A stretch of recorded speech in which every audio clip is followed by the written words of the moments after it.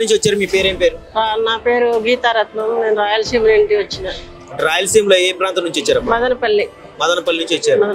మదనపల్లి అంటే దాదాపు ఒక 700-800 కిలోమీటర్లు ఉండొచ్చు. అంత దూరం నుంచి మీరు ఇక్కడికి ఎలా రాగలిగారు? యూట్యూబ్ ద్వారా చూసి.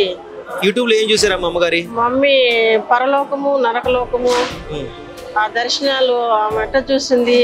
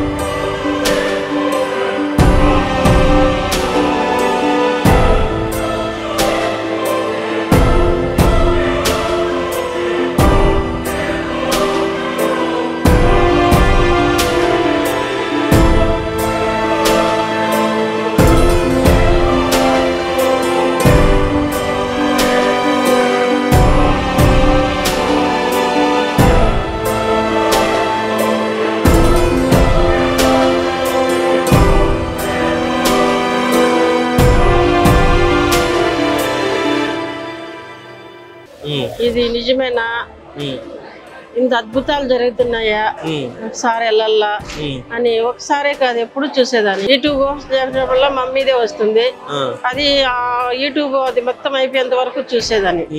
కొన్ని అట్లా చూసేదాన్ని. నైట్ లో కూడా పడుకున్నప్పుడు కూడా నిద్ర రాకపోతే యూట్యూబ్ ఓపెన్ చేసినప్పుడు మమ్మీ వస్తా అంటే అవి కూడా ఇనుకుంటా పడుకునేదాన్ని. అట్లా నాకు రావాల ఇక్కడికి, అది ఎక్కడుందో ఏమో కనుక్కోవాలా అని ఫోన్ నెంబర్ తీసుకొని వేరే అక్క దగ్గర ఫోన్ చేపిస్తే, సరే మీరు అమావాస్య రోజు రండి ఇక్కడ ప్రార్థన ఉంటుంది అన్నారు. సరేలేని మేము బుధవారం నైట్ బయలుదేరినాము.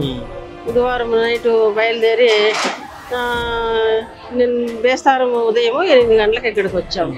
అమ్మా ఇప్పుడు మీరు మదనపల్లి నుంచి ఎంత మందిగా వచ్చారు? 7 మంది వచ్చాము. ఇప్పుడు మదనపల్లి నుంచి అంత దూరం నుంచి మీరు వచ్చారు కదా, పరలోక నరకం వీడియోలు చూసారు కదా? చూసాము. మీరు పరలోక నరకం వీడియోలు చూసినప్పుడు మీకు ఏమనిపించింది? పరలోకం చూసినప్పుడు ఏమనిపించింది? నరకం చూసినప్పుడు? పరలోకం చూసినప్పుడు ఇట్లుంటుందా పరలోకము అని అనుకున్నా. నరకానికి వినప్పుడు ఇంత నరకము ఇంత భయంకరంగా ఉంటుందా, పాపం చేసినారు ప్రతి ఒక్కరు ఈ నరకంలో పడాల్సిందేనా, ఇంత భయంకరంగా ఉంటుందా, అదేదో ఆ బాధ ఇప్పుడే భరించి ఏసైలో ఉంటే మనకు నరకం తక్కువవుతుంది కదా, పరలోకం పోవచ్చు కదా అనేది ఒక ఉదాహరణ ఏర్పడింది. అసలు ఆ పరలోకం నరకం ఒక మనిషి రూపంలో ఉన్నటువంటి ఒక అమ్మగారు ఆత్మరూపంగా పరలోకాన్ని నరకాన్ని చూశారు అని మీకు అనిపించినప్పుడు మీరు నమ్మారా? ఎవరు జీసస్ మీద ఎవరు అబద్ధం చెప్పారు కదా, అంటే మీరు మనస్ఫూర్తిగా నమ్మారా లేదా మీలో ఒక అపోహ ఉందా? నేను నమ్మాను. జీసస్ మీద ఎవరు అబద్ధం చెప్పరు, అబద్ధం చెప్పిన వాళ్ళు బ్రతకరు. అది కాబట్టి మీరైతే పూర్తిగా మనస్ఫూర్తిగా నమ్మారు. అమ్మగారు నిజంగానే పరలోక నరకం చూసారని మీరు నమ్మారు. నమ్మాను. మీరు అంత దూరం నుంచి 7గురుగా కలిసి ఒక 600-700 కిలోమీటర్ల నుంచి అంత దూరం నుంచి వచ్చారు కదా అమ్మగారిని కలవాలని. మీరు వచ్చి మీరు ఈ ఆరాధనలో పాల్గొన్నారా? ఇక్కడ ఆరాధనలో పాల్గొన్నప్పుడు మీకు ఏమనిపించింది? అద్భుతం అనిపించింది.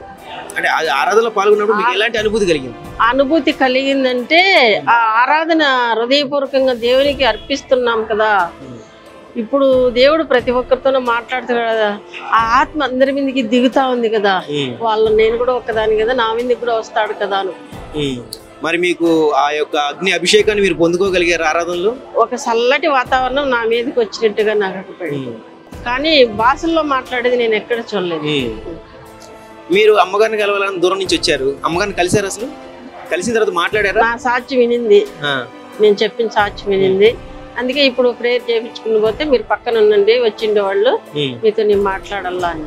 అమ్మగారిని కలవాలని అంత దూరం నుంచి వచ్చారు కదమ్మా, అమ్మగారిని చూస్తే చాలు అనుకుని అంత దూరం నుంచి వచ్చారు 700 కిలోమీటర్ల నుంచి. అమ్మగారి మొట్టమొదటిసారి మీరు చూసినప్పుడు మీకు ఏమనిపించింది? అసలు ఏమనిపించింది?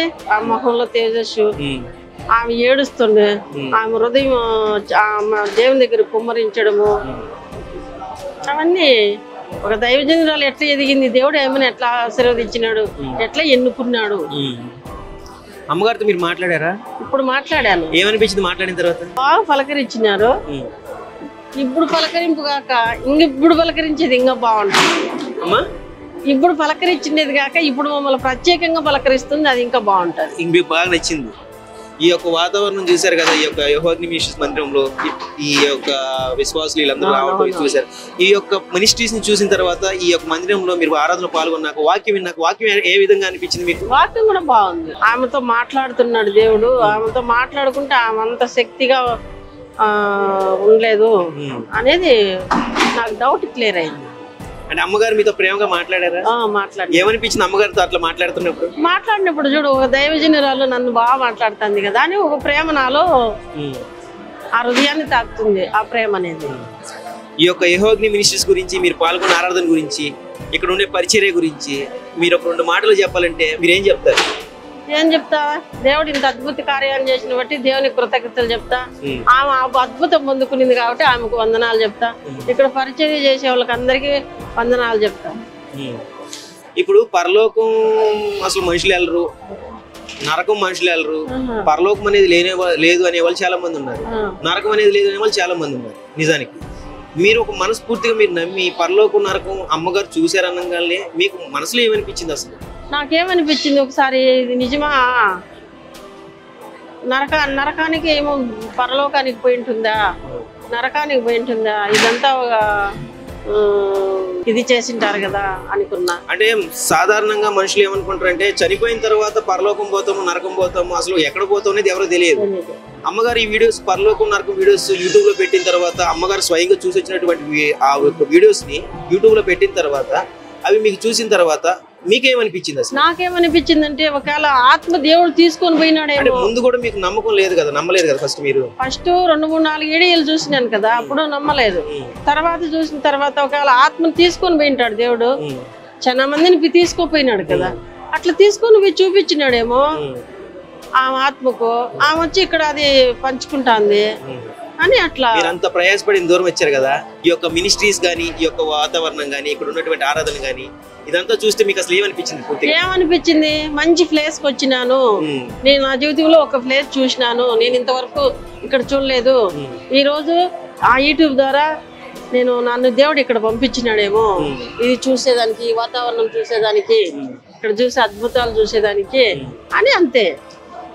అమ్మగారు మీ ప్రతి వీడియో ఫాలో అవుతారా మీరు? అవును. ఒక పరలోకం నరకం చూస్తారా, లేకపోతే అమ్మగారి ఆత్మసారమైన దర్శనాలు చూస్తారా? కూడా చూస్తారు.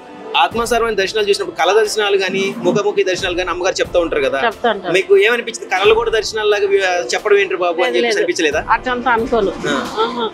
నేను కొన్ని చూసినాను కాబట్టి, కొంతమందితో నాకు పరిచయం ఉంది కాబట్టి, వీళ్ళు దేవుడు వీళ్ళతో మాట్లాడతాడు, అంత మాటలు మాట్లాడింది వీళ్ళు దైవ సేవకులు కాలేరు. దేవుడు మాట్లాడింది ఏర్పరచుకుంది. నీకు ఇప్పుడు అవి ఉంది, అది బాగుంటేనే నువ్వు వీడియో చేస్తావు, లేకపోతే నువ్వు ఎట్లా చేస్తావు, చేయలేవు కదా. అట్లా దేవుడు వాళ్ళు దర్శిస్తేనే వాళ్ళు సేవకులు అవుతారు. అది ఎందుకు నమ్మకూడదు? కాబట్టి ఇప్పుడు మీకు వచ్చిన తర్వాత ఒక అభిషేకాన్ని పొందుకున్నారు, మీకు ఎక్కడ లేని సంతోషం అనేది ఆ దేవుడు మీకు ఇచ్చాడు. మీరు ఏదైతే నమ్మకంగా అక్కడి నుంచి అనుకున్నారో అది మీకు జరిగితే చాలు అనుకున్న వచ్చారు, అది మీకు జరిగింది. దేవుడు మీకు ఒక గొప్ప అనుభూతిని దేవుడు మీకు అందించాడు. చాలా థ్యాంక్స్ అమ్మా. యెహోవా మినిస్ట్రీస్ నుంచి, అమ్మగారి తరపు నుంచి, అయ్యగారి తరపు నుంచి, యెహోవా మినిస్ట్రీస్ మందిరం తరపు నుంచి హృదయపూర్వక వందనాలు.